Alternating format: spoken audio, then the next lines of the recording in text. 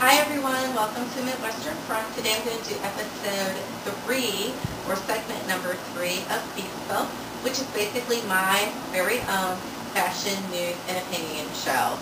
And I'm going to start this off with a pretty serious story. So the first story that I want to talk about, I read about on Friday on Stylenoir, and it has to do with Lee Alexander McQueen, may he rest in peace. Selfridges in London has a store display, a window display, that's up right now, which shows a very recognizable McQueen dress hanging in the window. And when I say hanging, pun, I think, is intended. So there's this contraption, and everyone's saying it's like a hangman thingy, contraption, and the dress is hanging from there. And I mean, I just really think it's in poor form, and the company hasn't released a statement about it, so we'll have to see what happens to that, give them an opportunity to respond. But I can just imagine Daphne Guinness is probably losing her ish right now. Let's go ahead and segue into my frivolous stories, and we'll start out with Gwyneth Paltrow, who is currently the cover of Vogue for August, and she's got a cookbook coming out. So they did a huge spread about her and a huge interview with her, and it turns out that it's actually pretty funny. So the person who did the interview was Jeffrey Steingarten. I may mispronounce the names too, because there are a lot of names in this segment that I'm not very familiar with, but I guess he's from Iron Chef, so appropriately, because they're talking about cooking, he went out and visited her in like a couple of her different homes and basically wrote up this gushing love letter about her. Well, I go to Gawker, and Gawker has a follow-up story about it because they have noted the tone of the interview as well. So Richard Lawson over at Gawker did an article, and it's called "Gwyneth Paltrow is the most perfect person in the world." And I swear, that's kind of how the article reads. So then I go a little bit further, and I look on Huffington Post, and they have an excerpt where they're basically discussing Gwyneth, discussing how one of the most difficult things for her to do was to lose the baby weight after the second child. And as a mother, I can totally relate to that, except I read down a few lines, and there's a quote from her, and I don't have it with me, but she said something, and I'm paraphrasing here, to the effect of, she works out for 2 hours a day, but she thinks that even though she has a little bit of health and a certain lifestyle, there's no reason why any mother can't spend 2 hours a day working out and taking care of their health. So she says, she gives examples about maybe having the kids kind of in the room with you while you exercise. I don't know whose kids are going to sit around for 2 hours while they exercise. And she doesn't offer anywhere in there to come by and like babysit for you. So I was thinking, she has that blog, which is Goop.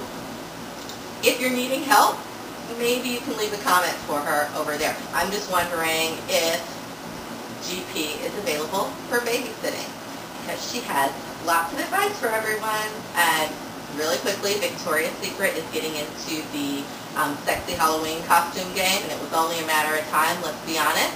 So on October 31st of this year, you can actually wear your Victoria's Secret outside. It's perfectly acceptable. So is the sexy officer and the sexy fireman. So you can just go on out and be a big old cliche on Halloween. Woohoo! Okay, Taylor Momsen. Taylor Momsen wants you to know that she's no Miley Cyrus. There you have it. And I totally agree, because Miley Cyrus isn't trying nearly as hard as Taylor Momsen is. So there definitely is a differentiation there. Taylor Momsen goes on to, paraphrasing here, talk about, how her music is rock, and, it's sex, and it's drugs, and it's violence, and it's politics. And I'm thinking, where is this coming from?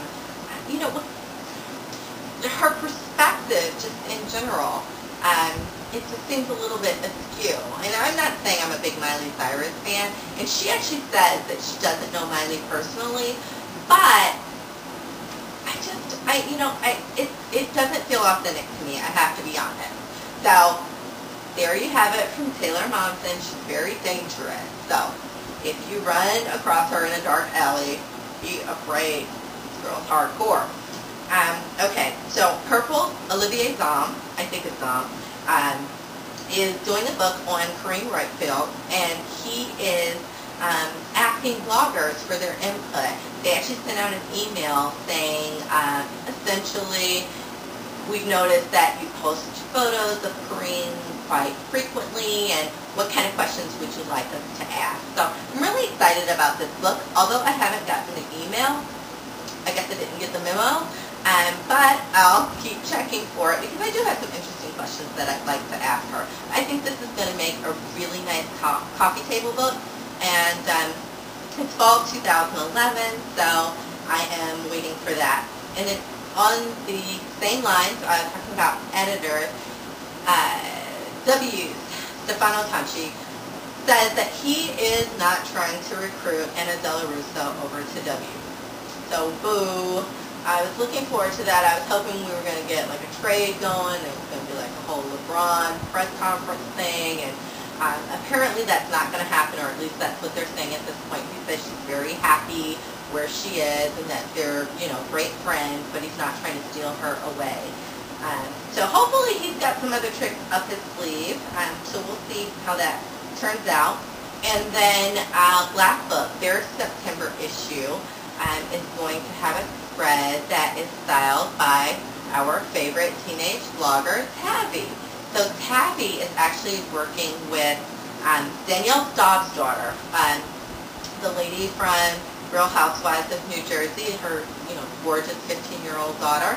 And I forgot to write down her name, actually, but she's signed with IMG, and so she's going to be doing this shoot along with Tavi, and I actually think they're doing it in upstate New York this weekend, so look for that to come out. Congratulations to Tavi and to the young Ms. Staub, although I find it odd. I mean, it feels like a lot of child exploitation going on. I mean, I know everyone's jumping on the bandwagon and hooray for Blackbook, but, you know, they're kind of tagging along with Tavi, and then Danielle, her star, maybe or maybe is not, starting to fade from the reality TV world, and so now, you know, she's bringing her daughter in, and, you know, it kind of feels like, you know, the adults are riding the coattails of the kids a little bit, but I guess that's just my opinion, and that's what this is for, right?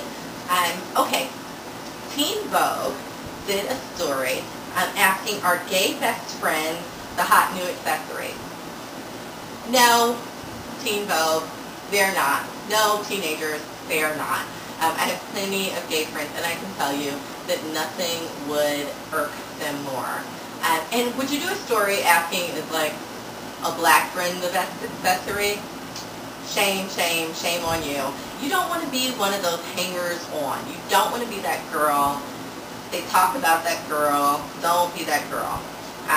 Forever 21 has a maternity line that they are launching. So if you have an unplanned pregnancy, just head on down to Forever 21 and pick something up. I don't have anything against unplanned pregnancies. I think those are the best surprises. Let's see, I want to follow up before we go about the contact lenses. So I was at the corner store, which is essentially, I think on the East Coast, like a bodega, and they are selling contact lenses. And oh, this is terrible. This is starting already. I told the cashier guy, so you stop there, you get like a can of Coke and a Snickers and a pair of contacts. I said, you are going to blind someone. This makes no sense to me. But then I thought about it, and if you buy contacts at a corner store and you're blinded, that's probably the least of your worries because you're not that great at decision making. So something worse was probably going to happen eventually anyway. So that's it. That's the follow-up from last segment. So thank you so much for stopping by. Leave tips and comments in the field below. Don't forget to subscribe. Click the button above before you go. Thank you for checking in with me, and I will see you on the next segment.